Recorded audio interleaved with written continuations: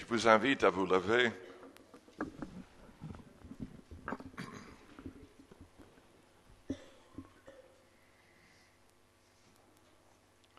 Je vais lire dans les psaumes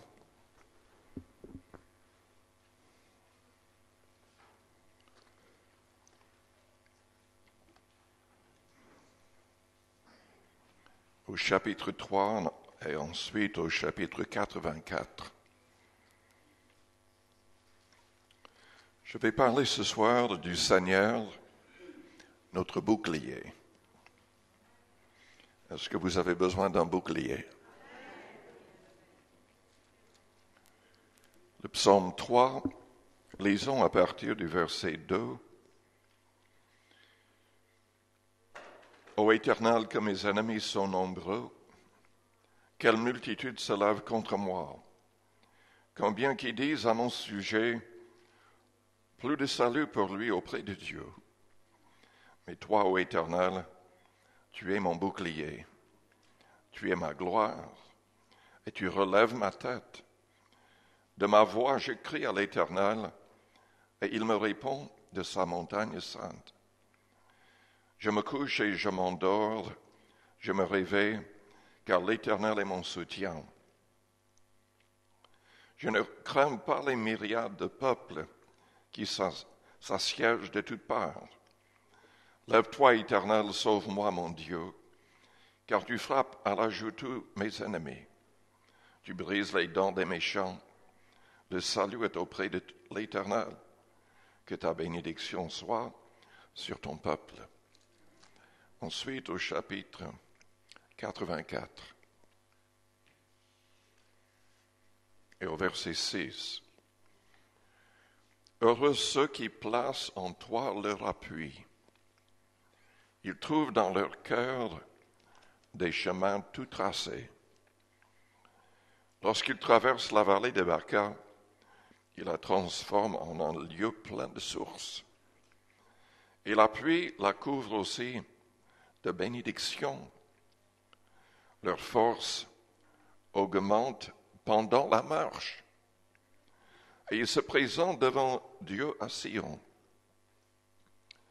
Éternel Dieu des armées, écoute ma prière. Prête l'oreille, Dieu de Jacob. Toi qui es notre bouclier, vois, ô Dieu, et regarde la face de ton roi. Mieux vaut un jour dans tes parvis que 1000 ailleurs. Je préfère me tenir sur le seuil de la maison de mon Dieu, plutôt que d'habiter sous les tentes de la méchanceté. Car l'Éternel Dieu est un soleil et un bouclier. L'Éternel donne la grâce et la gloire. Il ne refuse aucun bien à ceux qui marchent dans l'intégrité. Éternel des armées, heureux l'homme qui se confie en toi. Père Céleste, nous te louons, nous te bénissons ce soir. Que cette parole pénètre nos cœurs. Seigneur, nous ne voulons rien, nous ne voulons pas douter en aucune manière de tes promesses, de tes bienfaits. C'est toi qui as promis de pardonner toutes nos iniquités et de guérir toutes nos maladies, de nous protéger de l'adversaire, de nous faire rajeunir comme l'aigle dans notre vieillesse. Tu as promis de pourvoir à nos besoins et nous croyons tout ce que tu dis. Seigneur, aide-nous à prier ce soir avec foi, afin de pouvoir saisir toutes ces choses au bon nom de Jésus-Christ. Merci, Père, pour tout ce que tu vas faire. Amen. Vous pouvez vous asseoir.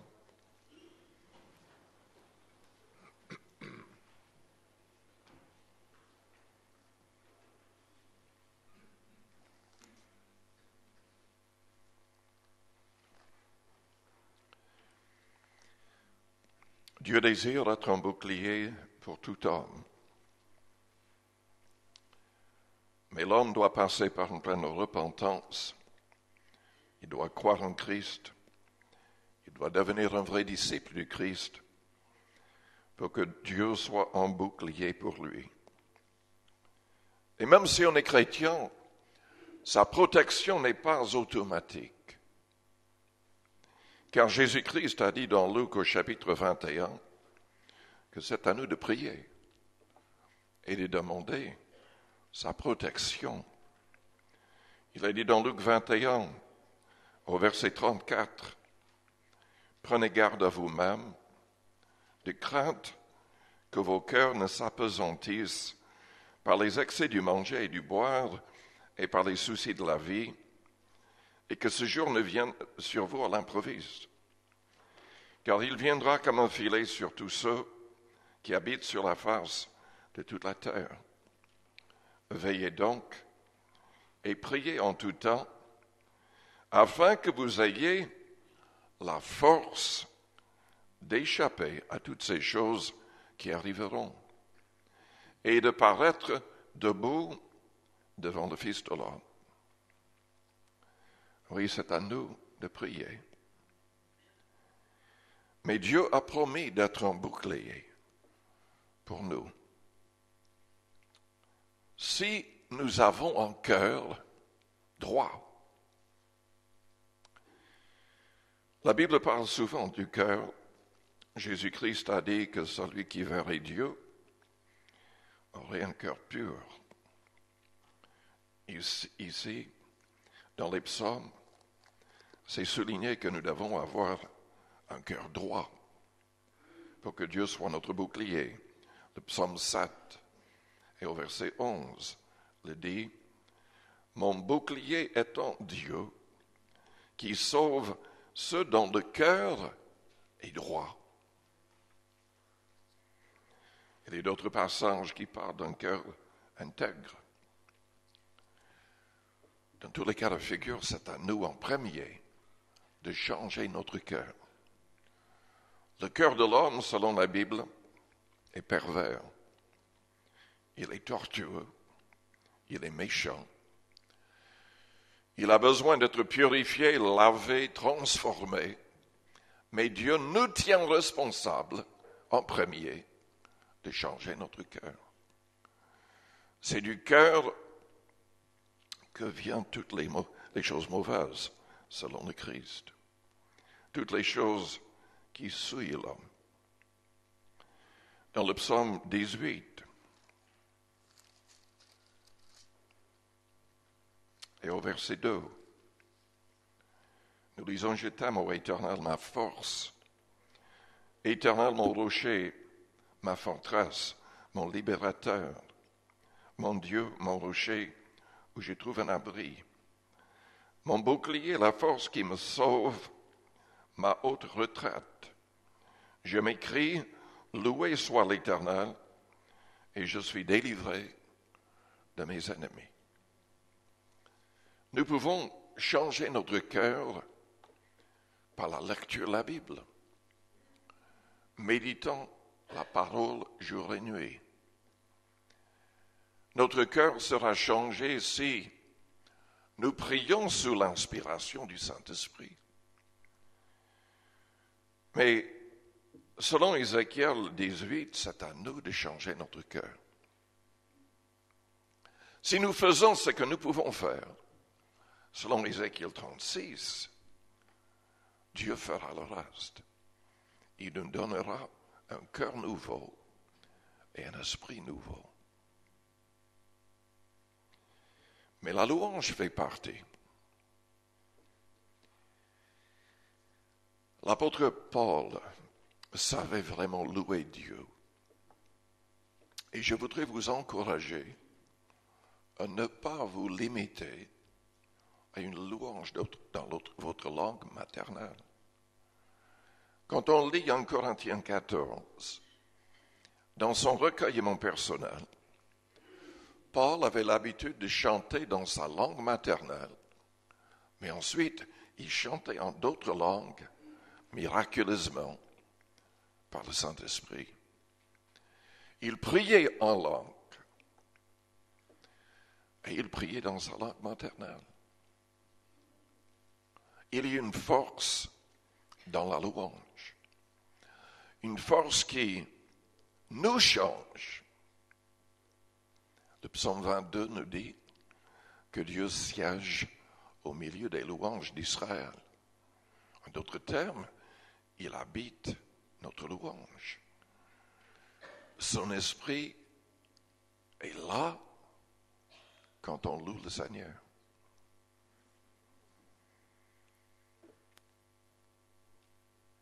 Il y a aussi le chapitre 28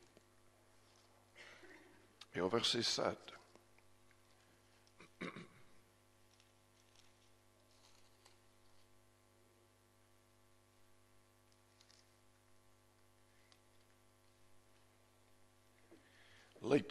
L'Éternel est ma force et mon bouclier. En lui, mon cœur se confie. En lui, mon cœur se confie. Et je suis secouru. J'ai de l'allégresse dans mon cœur. Et je le loue par mes chants. L'Éternel est la force de son peuple. Il est le rocher des délivrances de son roi. Il y a plusieurs choses dans ce passage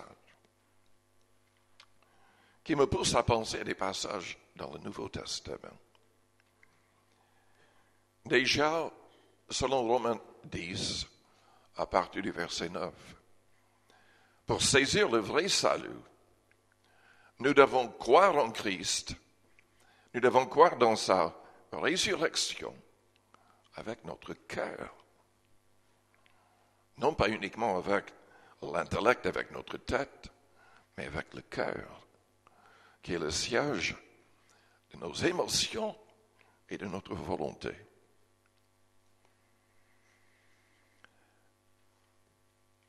Nous ne devrions jamais le louer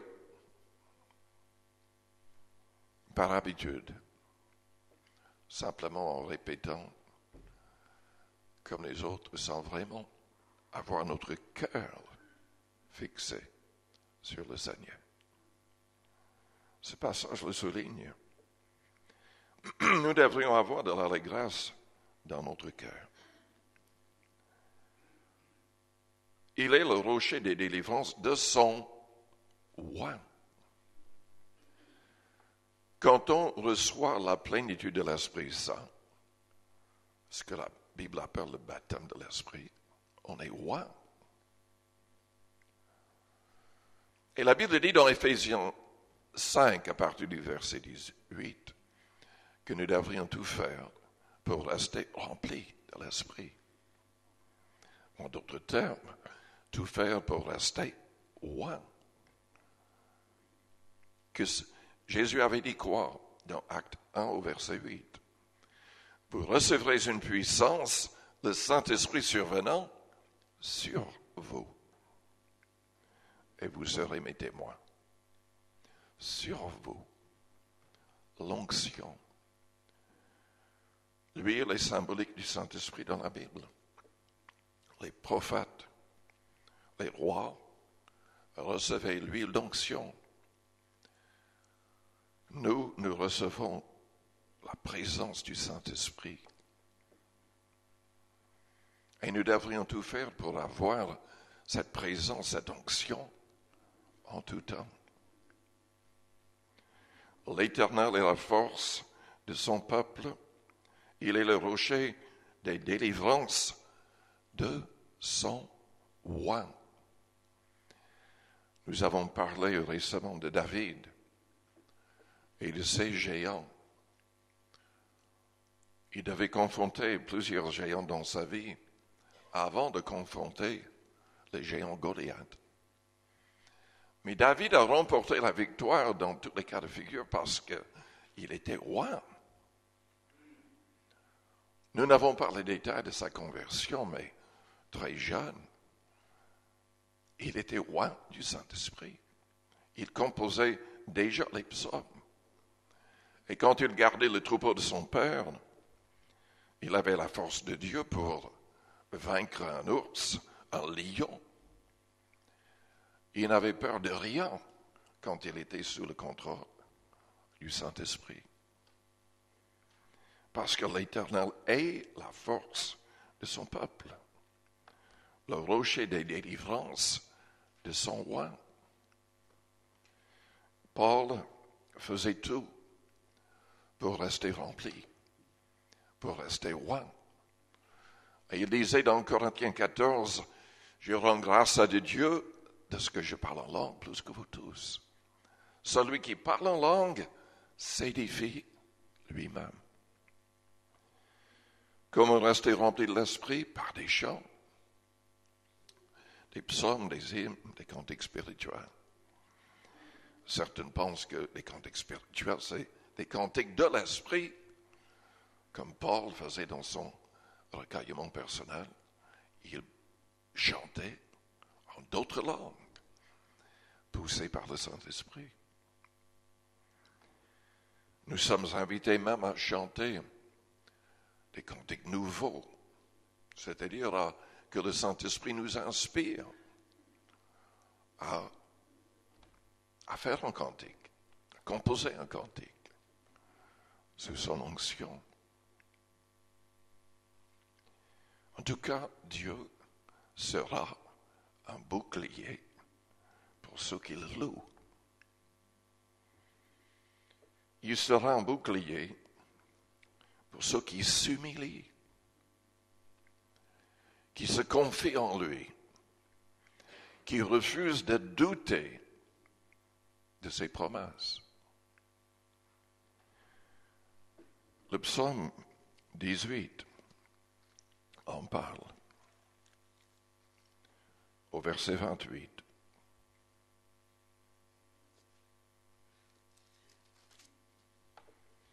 Tu sauves le peuple qui s'humilie et tu abaisses les regards hautains.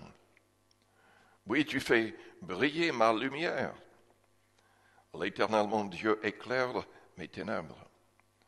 Avec toi, je me précipite sur une troupe en armes. Avec mon Dieu, j'ai franchi une muraille. Les voies de Dieu sont parfaites.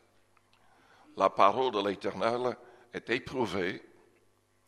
Il est un bouclier pour tous ceux qui se confient en lui.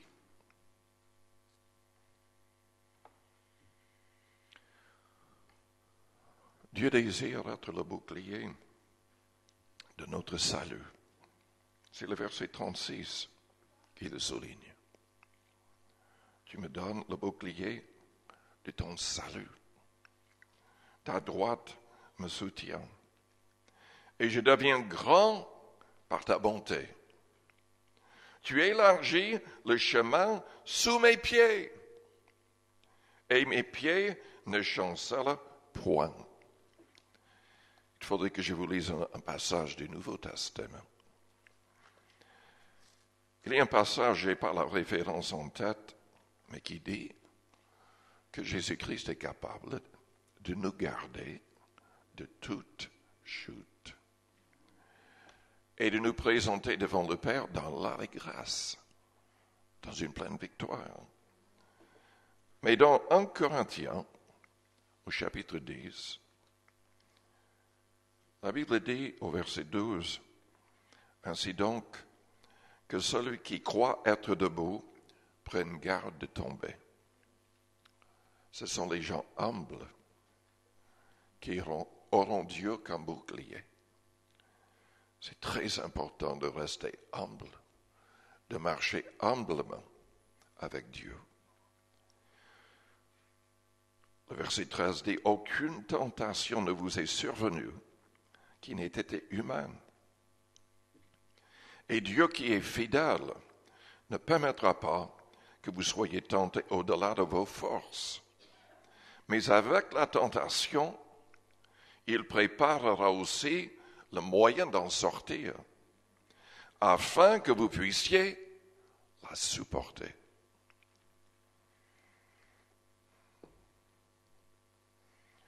Dieu désire être le bouclier de notre salut. Et c'est un don. Plusieurs passages dans les psaumes et dans le Nouveau Testament nous disent que tout ce qu'il nous offre, c'est offert comme un don. Selon Éphésiens chapitre 2, verset 8, le salut est un don.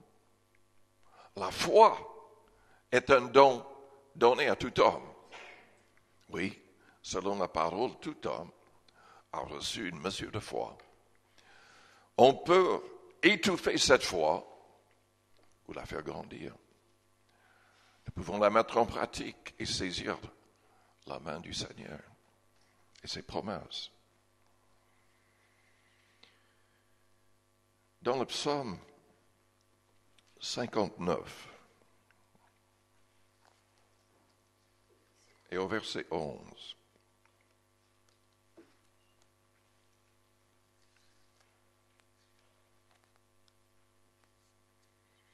mon Dieu vient au-devant de moi dans sa bonté. Dieu me fait contempler avec joie ceux qui me persécutent.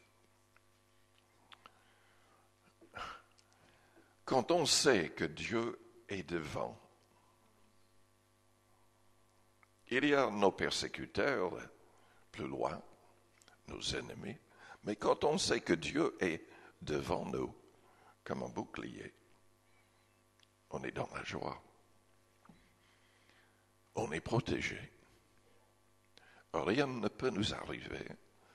Qu'est-ce que la Bible dit dans Romains 8? Si Dieu est pour nous, qui sera contre nous?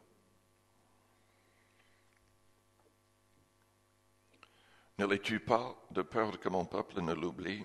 Fais-les errer par ta puissance et précipite-les. Seigneur, notre bouclier. Notre bouclier.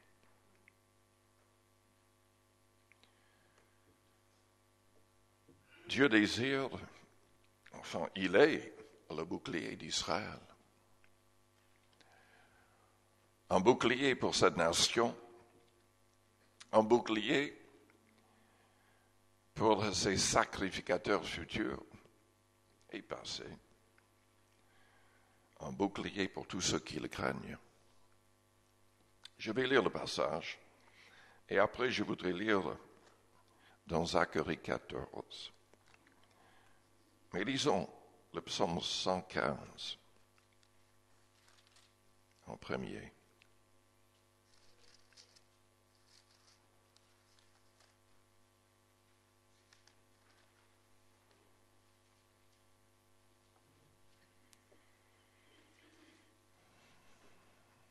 Israël, confie-toi en l'Éternel. Vous savez, n'est-ce pas, que spirituellement, nous faisons partie d'Israël spirituel. Tous ceux qui marchent par la foi ont comme père Abraham aussi, selon le Nouveau Testament. Israël, confie-toi en l'Éternel, il est leur secours et leur bouclier. Maison d'Aaron, confie-toi en l'Éternel, il est leur secours et leur bouclier. Vous qui craignez l'Éternel, confiez-vous en l'Éternel, il est leur secours et leur bouclier. L'Éternel se souvient de nous, il bénira. Il bénira la maison d'Israël, il bénira la maison d'Aaron, il bénira ceux qui craignent l'Éternel, les petits et les grands. L'Éternel vous multipliera ses faveurs à vous et à vos enfants. Alléluia. Soyez bénis par l'Éternel qui a fait les cieux et la terre, la Bible dit. Mais lisons maintenant dans Zacharie, au chapitre 14.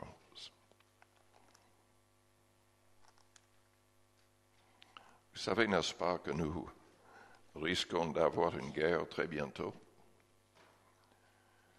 Toutes les nations parmi les musulmans qui étaient alliées avec Israël dans le passé ont maintenant rompu leurs alliances. La Turquie, l'Égypte surtout. Et il est écrit dans toutes ces nations pour que tous les Juifs soient exterminés, tués, anéantis. Mais ça fait partie des prophéties de la Bible, en tout cas les désirs de ces gens-là. Dans Zacharie 14, la Bible dit, « Voici le jour de l'Éternel arrive, et tes dépouilles seront partagées au milieu de toi. Je rassemblerai toutes les nations pour qu'elles attaquent Jérusalem. La ville sera prise, les maisons seront pillées et les femmes violées. La moitié de la ville ira en captivité, mais le reste du peuple ne sera pas exterminé de la ville. L'Éternel paraîtra. » Est-ce que vous savez qui est l'Éternel? Enfin, lisons un peu plus loin. L'Éternel paraîtra et il combattra ces nations comme il combat au jour de la bataille. Ses pieds se poseront en ce jour sur la montagne des Oliviers, qui est vis-à-vis de Jérusalem, du côté de l'Orient.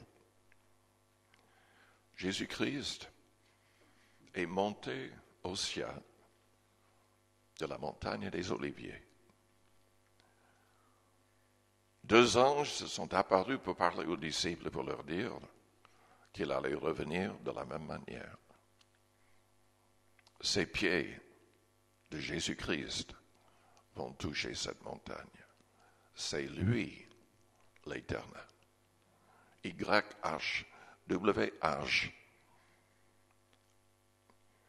en hébreu. Si vous allez sur notre site, il y a une courte vidéo qui parle du fait que YHWH était même écrit sur la croix. Jésus-Christ est un avec le Père. C'est lui qui va revenir avec les anges. C'est lui qui va établir son trône sur terre en premier. C'est lui qui sera vu.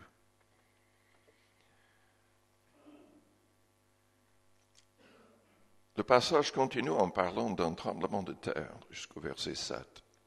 C'est intéressant parce qu'en 64, je me rappelle, il voulait faire construire un hôtel, Holiday Inn, sur cette montagne, dans cette région-là. Ils étaient obligés d'abandonner leur plan parce qu'il y a une faille et ils ont compris qu'un tremblement de terre pourrait tout anéantir facilement. Le verset 12 est vraiment terrible pour les ennemis d'Israël qui vont les attaquer. Voici la plaie dont l'Éternel frappera tous les peuples qui auront combattu contre Jérusalem. Leur chair tombera en pourriture tandis qu'ils seront sur leurs pieds. Leurs yeux tomberont en pourriture dans leurs orbites, et leur langue tombera en pourriture dans leur bouche. En ce jour-là, l'Éternel produira un grand trouble parmi eux. L'un saisira la main de l'autre, et ils lèveront la main les uns sur les autres. Je ne vous dis pas que c'est cette guerre-là qui aura lieu en premier. En fait, bibliquement, selon les prophéties, il y aura d'autres guerres. Je ne vais pas parler de cela ce soir. Mais je veux simplement vous souligner que Dieu désire être notre bouclier. Et je répète ce que Paul a dit. Si Dieu est pour nous, qui sera contre nous? c'est vrai que nous avons énormément de gens qui sont contre la vérité, des gens qui sont aveuglés par l'adversaire, qui sont manipulés par le diable. Mais si nous prions, si nous demandons son aide, si nous nous humilions, Dieu sera notre bouclier. Et il agira en faveur de l'Église. Si nos cœurs sont droits, si nous cherchons à marcher selon la pureté, la sainteté, si nous cherchons à être toujours loin du Saint-Esprit, grâce à sa parole, son esprit, grâce à la louange surtout. Si vraiment nous nous humilions, refusant de douter de ses promesses, il fera de grandes choses. Vous le croyez? Amen. Passons du temps dans la prière. Nous sommes là ce soir pour prier. Prions pour la conversion du peuple en Israël. Déjà à cause de ces grandes menaces, parce qu'il y a énormément d'émissions qui passent à la télé là-bas, surtout parlant d'une guerre possible selon Ézéchiel 38-39, là où il y a 2 ans, plus de 60% ne croyaient même pas en Dieu. Maintenant, ils disent que 80% croient en Dieu. Le Seigneur est en train de changer les cœurs. Et c'est à nous de prier que Dieu les sauve. Amen. Le salut vient des Juifs. Grâce à des Juifs à travers l'histoire, nous avons la possibilité d'être sauvés. Mais le diable voudrait pousser tous les peuples sur cette terre contre le peuple juif pour anéantir les promesses de Dieu à l'égard de ce peuple et à l'égard du reste du monde. Prions.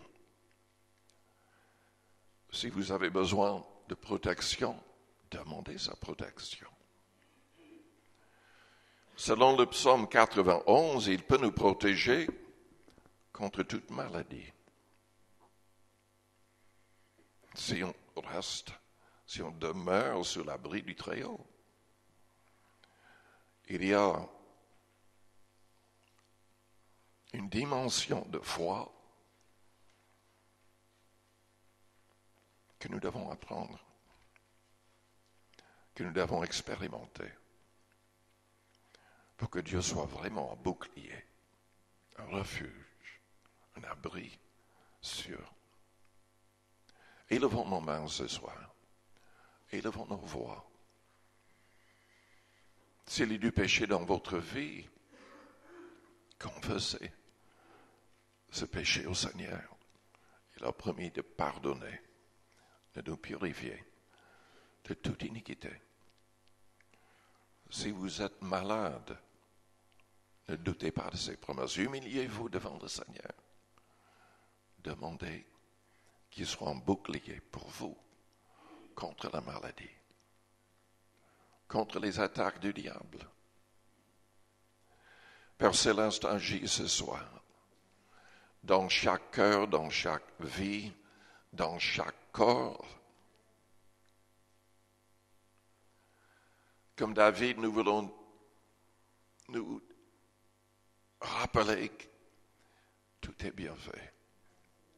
Nous ne voulons pas les oublier. Nous voulons les réclamer, nous voulons les saisir par la foi. Car en quelques instants, tu peux tout changer. Tu peux changer nos cœurs. Tu peux nous délivrer du pouvoir du péché. Tu peux nous délivrer de l'amertume, de la haine. Tu peux nous remplir de l'amour du Christ. Seigneur, agis en nous. façonne-nous à ton image. Que l'onction du Saint-Esprit vienne sur nous. Saint-Esprit, aide-nous à louer davantage, à louer miraculeusement d'autres langues. Aide-nous à chanter selon l'Esprit, à prier selon l'Esprit. Nos vrais ennemis, nous le savons, Seigneur, sont invisibles. C'est toute une hiérarchie démoniaque. Tu nous appelles à prendre toutes les armes, mais surtout à prier par l'Esprit. Nous prenons le bouclier par la foi. Nous te demandons par la foi à être notre bouclier. Merci Père pour ton amour. Merci d'avoir envoyé Jésus-Christ. Lui qui a accepté de mourir afin d'anéantir le pouvoir de celui qui avait la puissance de la mort, le diable, et de nous délivrer de la crainte de la mort. Sois notre bouclier en tout temps. Bénis ton peuple ce soir. Bénis-les au nom de Jésus. Élevez vos mains, vos voix, louez, adorez le Seigneur. Permettez que son esprit fasse un trône ici, au milieu de nous. Que la présence de Dieu prenne toute la place.